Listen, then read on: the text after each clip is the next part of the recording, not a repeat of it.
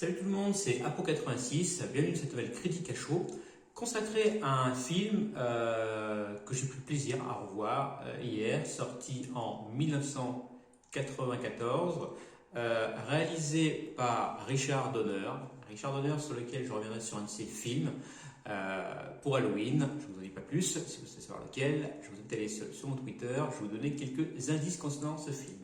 Donc film dans lequel on retrouve au casting Mel Gibson, James Coburn, il y a également Jodie Foster, Graham Greene et James Garner. Il s'agit de Maverick. Alors, je reviens un petit peu également sur James Coburn. Je parlerai également d'un des films dans lequel il a tourné. Bientôt également. Voilà, je vous l'ai fini avec les trailers de mes futures vidéos. Je vais passer maintenant à la critique à chaud. Même donc, Maverick, ça raconte quoi? Donc déjà, ça n'a absolument rien à voir avec le Top Gun sorti récemment, puisqu'il s'agit ici de l'histoire de Brett Maverick, un joueur de poker professionnel. Sauf que son talent attire plus d'ennuis que le reste. Voilà. Il se retrouve ruiné, il doit trouver 4000 $ rapidement. Donc il part pour rejoindre le tournoi de poker du siècle, organisé par le Commodore, donc incarné par James Coburn, où il rencontre donc une veuve qui joue au poker pour s'amuser, une certaine Annabelle Bransford, incarnée par Jodie Foster. Et tout ce moment, on monte dans le bateau où organiser le tournoi et tente de le rapporter, sauf que cette partie de poker s'annoncera bien plus dangereuse que ça pour ce certain Maverick. Alors, qu'est-ce que j'ai pensé de ce Maverick?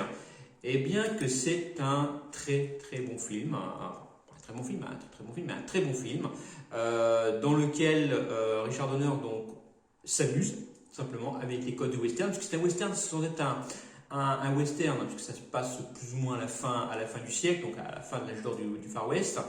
Il s'amuse également avec sa propre filmographie.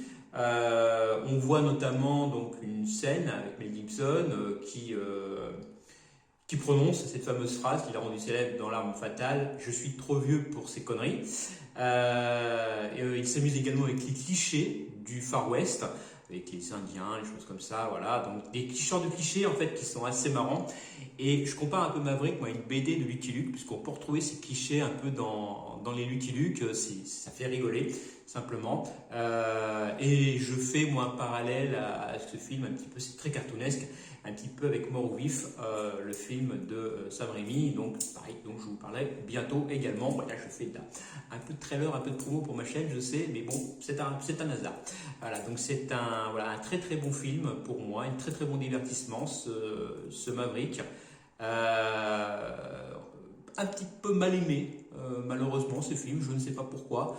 Pour moi, pourtant, j'ai passé un très bon moment en le regardant. La première fois que je l'ai vu, j'avais très bien aimé. Je l'ai revu plusieurs fois, je l'ai revu hier soir. Donc, pour moi, c'est un très bon film, un très bon divertissement. Niveau appréciation, moi, je lui mettrai l'appréciation. J'aime un peu sur Captain White, oui, j'aime un peu. Je suis quand même assez modéré par rapport à ce film qui a quand même quelques petits défauts. Et je lui mettrai la note de 7 sur 10. Alors oui, quand je dis qu'il a des petits défauts, c'est que, comme je vous dis, il exploite, comme il dit, le western, mais voilà, il y a quand même quelques petits défauts, comme par exemple, il y a Jodie Foster qui a tendance un petit peu à surjouer, je trouve, dans ce film, et James Coburn également. Il surjoue un peu dans son rôle de Commodore, mais hormis ceci, c'est un bon film. Donc, je vais les mettre, voilà, j'aime un peu. J'ai dit 6, non, je vais monter quand même à 7, ouais, parce que ça reste quand même, ouais, faut pas être méchant. Voilà, je vais monter à 7 sur 10 sur ce film. Voilà, j'en ai donc fini avec cette critique à chaud. Un petit peu promo, je m'en excuse, mais bon, c'est un hasard sur ce film. Moi, je vous dis à plus et surtout, gardez l'esprit critique. Salut!